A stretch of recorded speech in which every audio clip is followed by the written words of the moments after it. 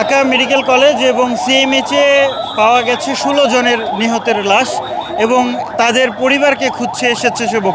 আমাদের সঙ্গে সেই স্বেচ্ছাসেবক রয়েছেন, তিনি জানাবেন আসলে এই কয়জনকে পেয়েছেন, আপনারা শনাক্ত করতে পেরেছেন? টোটাল আমরা 16 জনকে নাম শনাক্ত করতে পেরেছি বয়স সহ।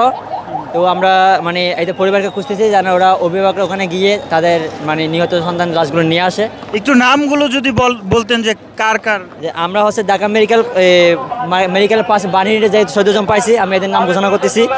এর নাম হচ্ছে শামীম ইউসুফ 14 বছর, মাহিন 15 বছর, আবিদ 17 বছর, রফি বড়ুয়া 21 বছর, সায়েম 12 বছর, সায়েম ইউসুফ 14 বছর, মুনতাহা 11 বছর, নাফির বয়স শনাক্ত করা হয় নাই, মেহেরিম 12 বছর, আইমান 10 বছর, জায়ানা 13 বছর, ইমন 17 বছর, রোহান 14 বছর, আবিদ 9 বছর, আশরাফ 37 বছর, ইউসা 11 বছর, পায়েল 12 বছর, আলবেরা 10 বছর, তাসমিয়া 15 বছর, মাহিয়ার বয়স শনাক্ত করা হয় নাই, অয়ন 14 বছর, ফয়াজ 14 বছর, মাসুমা 38 বছর, মাহাতা 14 বছর, শামীমের বয়স শনাক্ত করা হয় নাই, জাকির 55 বছর, নীলয় 14 বছর, আর সামিয়া বয়স শনাক্ত করা হয় নাই।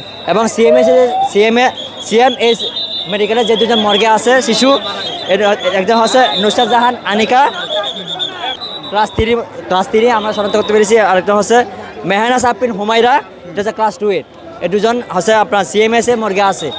আপনারা কিভাবে পরিচয় শনাক্ত করেন? আমরা হচ্ছে আমাদের কিছু ওখানে স্বেচ্ছাসেবক আছে ঢাকা মেডিকেল বাণীতে, ওরা আমাদেরকে জানাইছে যে এগুলো সারা শনাক্ত করা হয়েছে। For more updates, follow us on Facebook, subscribe our YouTube channel, get the latest update on www.daily-sun.com.